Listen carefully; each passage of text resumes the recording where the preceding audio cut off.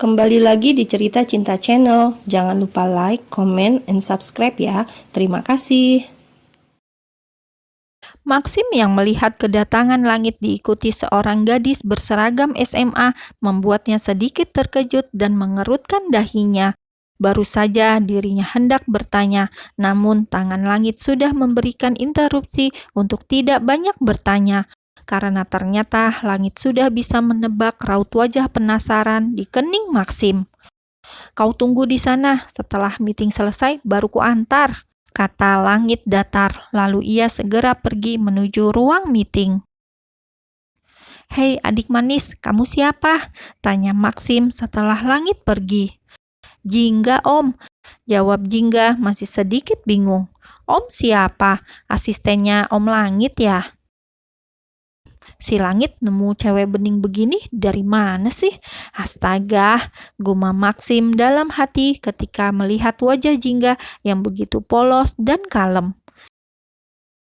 "Iya, saya asistennya Langit. Kenapa kamu bisa ke sini?" tanya Maxim lagi sedikit bingung. Maxim yakin bahwa Langit dan Jingga tidak memiliki hubungan apapun. "Nggak tahu om, tadi Om Langit maksa saya untuk sini," jawab Jingga sedikit lemah. "Om, aku lapar banget," imbuhnya sambil mengusap perutnya. "Aku capek banget om, semuanya tenagaku udah kekuras habis gara-gara Om Langit," katanya lagi dengan wajah yang begitu lemas hingga membuat pikiran Maxim mulai terkontaminasi. "Aku udah ngomong panjang lebar di mobil, tapi nggak pernah ditanggepin. Emang bener-bener papan tulis itu orang. Datar, lempeng, ngeselin. Gumam Jingga dalam hati memberengut kesal. "Langit, bisa-bisanya kamu habis menggempur cewek di bawah umur, terus nggak kamu kasih makan," gumam Maxim dalam hati dan berdecak. "Ya sudah, kamu mau makan apa? Aku pesankan ya," tawar Maxim seketika membuat mata Jingga begitu berbinar. Jingga langsung menganggukkan kepalanya dengan cepat, lalu Maxim memesankan makanan untuk Jingga. Setelah itu, Maxim segera pamit dan menyusul Langit sebelum atasannya itu murka karena dirinya terlalu lama belum menyusul. Sambil menunggu makanan datang, Jingga berkeliling di ruangan Langit, mengamati setiap desain dan interior di ruangan itu. Ruangan bernuansa biru dan putih, hingga membuat Jingga kembali menghela nafasnya kasar. "Gak cuma kantor ayah yang serba biru, ini juga," gumamnya berdecak. "Nanti kalau aku udah lulus sekolah, lulus kuliah, aku akan membuat kantorku sendiri, dan dari luar hingga dalam semua harus warna jingga," tekadnya memanyunkan bibir kembali.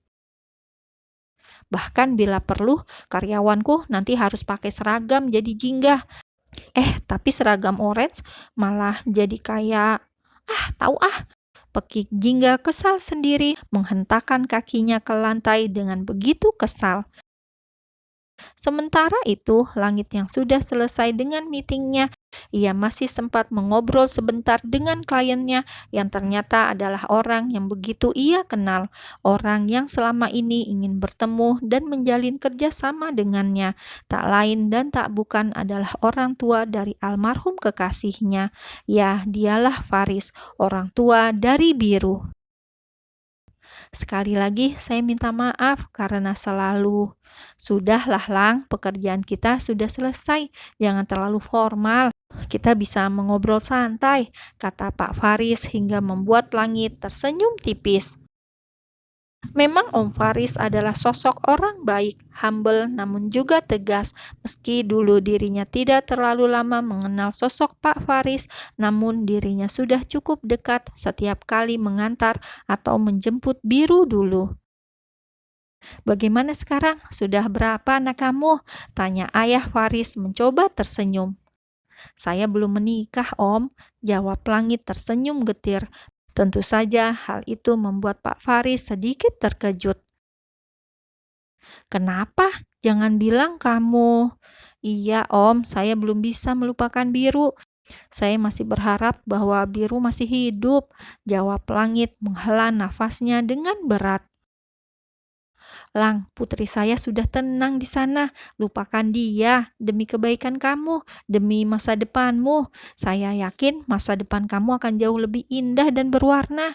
Saya tidak mau putri saya terbebani di sana karena harus melihat orang yang dia cintai belum bisa mengikhlaskannya, kamu dan bundanya. Jadi saya mohon lepaskan Biru dan mulailah kehidupan kamu. Jelas Pak Faris panjang lebar. Langit terdiam. Tak hanya Pak Faris yang memintanya melepaskan Biru, namun juga Maxim, Gary, juga keluarganya.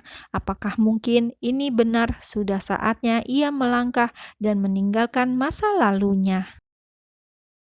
Lang, tunggu dulu. Maxim sengaja menahan tangan Langit ketika laki-laki itu hendak masuk ke dalam ruangannya. Meeting yang seharusnya hanya memakan waktu 1 jam, nyatanya dirinya sampai menghabiskan waktu hampir 3 jam karena terlalu banyak mengobrol dengan Pak Faris. Kenapa? Tanya Langit mengerutkan dahinya. Siapa cewek itu? Kamu sudah bisa melupakan Biru? Diakah penggantinya? Dari namanya sih cocok, Lang, tapi dia masih SMA. Astaga, yang bener aja, Lang. Jangan jadi pedofil. Anakku aja udah mau SMP, gak beda jauh dari dia. Astaga, Lang, udah kayak sugar daddy aja kamu. Aku gak bisa bayangin kalau Sekar jadi... Cukup, Max, saut Langit dengan cepat. Jangan ngelantur, otak kamu itu kejauhan mikir. Aku sama bocah itu gak ada apa-apa. Jangan ngaco deh, siapa juga yang bakal betah sama cewek kayak dia. Jorok, barbar, ceroboh, nyusahin. Cetus Langit panjang lebar kembali membayangkan sosok Jingga yang setiap kali bertemu dengannya selalu mengajaknya berdebat. Dan sialnya dirinya yang selalu kalah dari gadis SMA tersebut. Aku cuma bertanya, Lang, tapi kalau memang jodoh juga nggak apa-apa sih. Tapi kayak berasa sedikit aneh aja. Umur kalian. Diem, Max, seru Langit begitu geram. Sudahlah, di mana bocah itu? Ada di dalam. Tadi sebelum meeting dia bilang lapar, jadi aku pesanin makanan, kata Maxim membuat Langit menganggukkan kepalanya mengerti. Tapi Lang, apalagi Max? Geram Langit menahan kesal ketika setiap kali hendak membuka pintu, Maxim selalu menahannya. Berapa kali kamu pakai dia? Sampai dia lemes, lesu, dan gak ada tenaga gitu. Aku cuma mau ngingetin kamu aja, Lang. Dia masih sekolah. Mainlah yang aman, jangan sampai dia hamil. Kalau memang kamu gak niat, tunggu.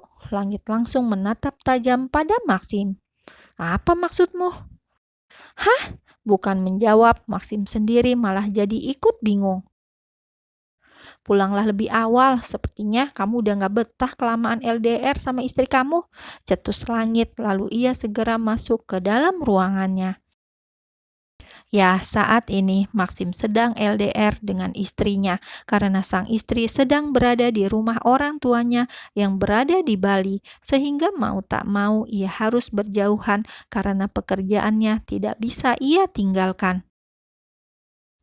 Halah, bilang aja kamu ketagihan sama rasanya, makanya mengusirku pulang lebih awal biar kamu bisa main di kantor.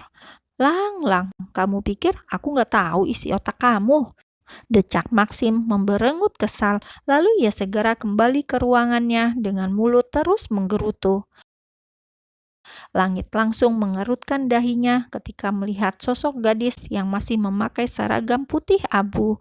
Jingga tertidur dengan begitu pulas di sofa ruang kerjanya.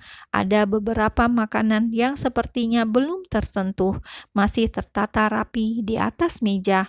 Langit menghela nafasnya. Ia melepaskan jasnya untuk menutupi kaki Jingga yang terpampang begitu jelas karena rok sekolahnya hanya sebatas lutut. Meskipun tubuh Jingga tidak terlalu tinggi, namun kakinya yang begitu mulus serta kaos kaki yang hanya sampai pada mata kakinya sehingga memperlihatkan dengan jelas kaki jenjangnya yang sukses membuat jakun lelaki dewasa itu naik turun. Hanya kaki, bukan yang lain. Langit menggelengkan kepalanya dengan cepat. Ia tidak mungkin tergoda, kaki jenjang bocah SMA bukan? Lagi-lagi ia menghela nafasnya kasar. lalu segera pergi menuju ruang kerjanya. Ia tidak mau terus memikirkan hal yang akan merusak pikirannya. Fokus, Lang, fokus, jaga mata dan pikiran kamu, umpat Langit pada dirinya sendiri.